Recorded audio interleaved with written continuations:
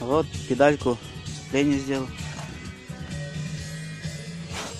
Вот здесь пластинку заварил, дырку сделал, прорезь сделал для троса. Засунул трос, кстати, от УАЗа. Удобный, очень удобный. Здесь прорезь сделал, дырку сделал и одел. Тут надо что-нибудь придумать. Сцепление очень мягкое.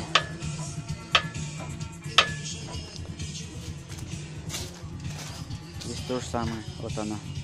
Трос от УАЗа очень удобный. Тут вот такая пластмасска с дыркой. Закрепляешь и все. Здесь вот регулируется у меня. Натяг можно. Если с грузом, сюда ставишь поближе.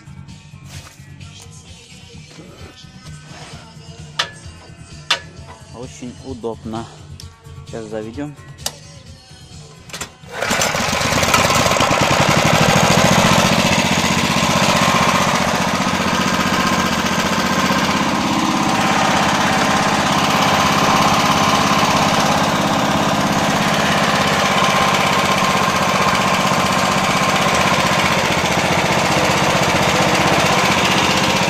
Хода хватает.